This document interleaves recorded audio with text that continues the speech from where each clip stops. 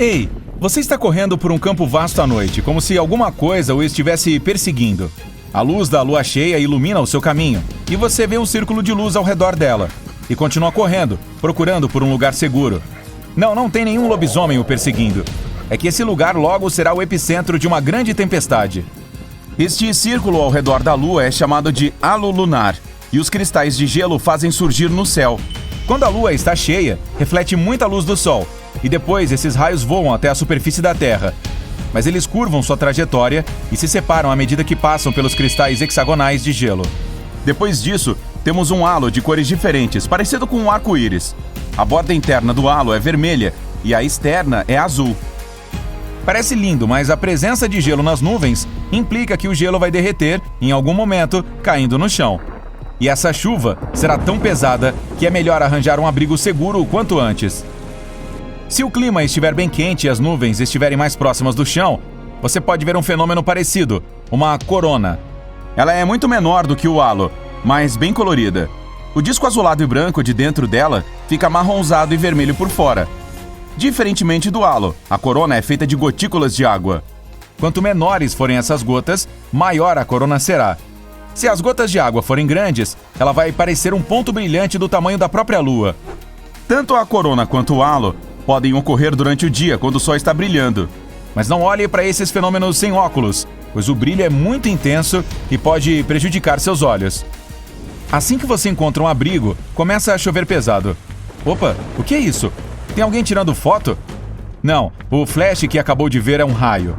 Pum! O trovão é tão forte que as janelas da casa começam a tremer. Aqui está uma dica para se saber se está longe do epicentro de uma tempestade. Quando vir o raio, comece a contar. 1 segundo, 2 segundos, 3 e daí por diante. Quando ouvir o trovão, pare de contar. Agora, você tem que dividir esse número por 5. Se tiver conseguido contar até 5, significa que o epicentro da tempestade está a 1,5 km de distância.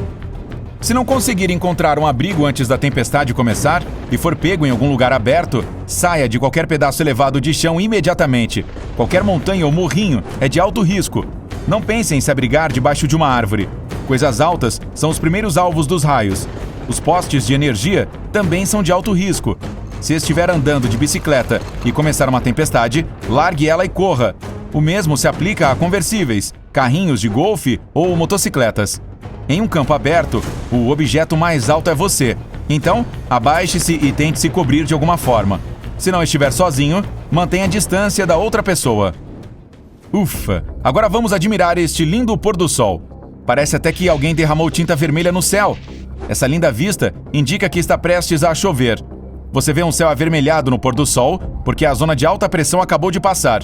E agora está sendo seguida por uma zona de baixa pressão com um alto teor de água no ar. Então, leve uma sombrinha ou volte para sua cama quentinha e fique quieto dentro de casa. Existe um velho ditado que diz: à noite, céu vermelho, deleite do marinheiro. De manhã, céu vermelho, tome cuidado, marinheiro. Às vezes dá para saber que vai chover pelo cheiro, mais precisamente pelo odor das moléculas de ozônio. As correntes de tempestade fazem a camada de ozônio descer da atmosfera superior. E quando a tempestade está prestes a começar, você pode sentir uma sensação de limpeza. É como se você tivesse acabado de lavar o chão com água limpa. Seu olfato fica mais sensível antes de começar a chover. Não por causa do nariz, mas porque o ar fica mais úmido. As flores espalham seu aroma e as moléculas de água grudam nelas, espalhando ainda mais o cheiro. É por isso que as mesmas flores ficam com um cheiro diferente quando você os sente ao ar livre ou em uma estufa úmida e fechada. As plantas também podem ajudar a prever mudanças no clima. Se você tocar a grama de manhã e ela estiver úmida, significa que o dia será claro. Essa água matinal na grama é o orvalho, que surge nos momentos mais frios da noite. O céu limpo permite que a terra esfrie um pouco, e as moléculas de vapor de água que estão no ar derretem e se espalham por diversas superfícies. Olhe as folhas das árvores mais de perto. Às vezes, elas podem estar viradas do avesso. Por exemplo, as árvores de bordo respondem bem ao aumento de umidade antes da chuva. Seus caules ficam muito macios e o vento consegue virar as folhas do avesso. Mas o melhor indicador mesmo são os cones de pinheiro. As sementes ficam dentro deles, logo abaixo das escamas. O pinheiro precisa mantê-las o mais seco possível para que o vento consiga carregá-las para longe, onde novas árvores possam nascer. Então, Quando o pinheiro sente que a chuva está se aproximando, dá a ordem para os cones se fecharem, protegendo as sementes da água. Em vez de assistir àquela previsão chata do tempo, que tal observar os animais e insetos? Ouviu os grilos chiurearem hoje? Esse será o seu termômetro. Programe 15 segundos em um cronômetro e conte quantos chiureios o grilo deu.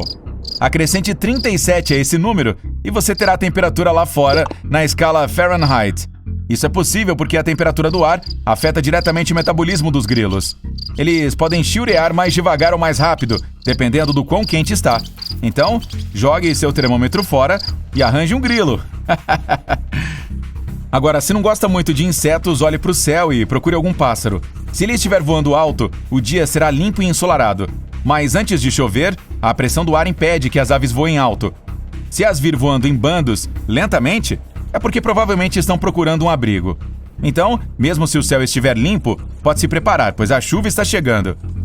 Se você morar perto de algum rio ou lagoa, certamente consegue ouvir os sapos coachando. Tem gente que odeia esse barulho, e ele fica ainda mais alto antes de alguma chuva pesada. Os sapos, de modo geral, adoram o clima molhado, então ficam empolgados. A chuva também é o melhor momento para as fêmeas botarem ovos. Então, elas gritam alto, à procura de um macho para acasalar. Ai, um mosquito acabou de te picar. Se os mosquitos estão agressivos demais, é melhor procurar um abrigo rápido. Eles podem estar tentando comer mais, pois durante uma tempestade não conseguem se alimentar. Outra coisa, o ar quente e úmido nos torna mais doces, então acabamos sendo mais picados por esses carinhas. Os insetos também se juntam em bandos antes de uma tempestade. Eles adoram a umidade do ar e começam a dançar em círculos, mas pouco depois desaparecem no ar. Isso significa que você tem apenas 1 hora para agir antes que a chuva pesada comece. Para prever o tempo para o dia seguinte, é só observar as abelhas. Se for chover amanhã, elas trabalharão mais hoje e polinizarão as flores ativamente, pois não conseguirão sair da colmeia no dia seguinte em razão da chuva. Os esquilos conseguem ter acesso à previsão do tempo para a estação inteira. Eles geralmente guardam comida para as épocas frias, e se começarem a fazer isso mais cedo, significa que o inverno será severo. Também dá para vê-los correndo por toda parte, à procura de bolotas. Eles as escondem no chão e correm para procurar mais uma, só que geralmente se esquecem de onde esconderam sua comida. Então, as bolotas aquecidas germinam, formando novas árvores. Obrigado, amiguinhos! Os animais também conseguem prever desastres, como terremotos. Uma vez, alguns cientistas fizeram um estudo em uma região da Europa onde havia terremotos frequentes. Eles colocaram rastreadores em vacas, cães e ovelhas. Cerca de 18 mil terremotos ocorreram lá durante aquele período. A maioria foi insignificante, mas houve também 12 com magnitude 4 na escala Richter. E toda vez que um terremoto estava prestes a acontecer, os pesquisadores notaram um comportamento estranho nos animais. Era como se estivessem tentando escapar da região. Os cientistas acreditam que os bichos conseguem sentir com seus pelos a ionização do ar antes de um terremoto. O excelente olfato deles também os permite perceber cheiro de gás. Ele vem do subsolo, que está se movendo, e depois tenta encontrar passagem por pequenas fissuras na superfície. Os primeiros registros desse comportamento datam da Grécia Antiga. Gatos, ratos, cobras e centopeias saíam de suas tocas e fugiam tentando salvar suas vidas, antes de um grande terremoto atingir a região. Alguns peixes são capazes de prever o tempo na região onde vivem. Quando os tubarões estão perto da margem, nem sempre significa que estão em busca de comida. Eles podem estar se escondendo de uma grande tempestade no mar. O pior sinal no litoral é quando a água começa a subir abruptamente. Nessa situação, dá para ver a margem inteira, inclusive os peixes e corais na terra. Corra imediatamente, pois em breve uma onda gigante de tsunami chegará, levando tudo e todos.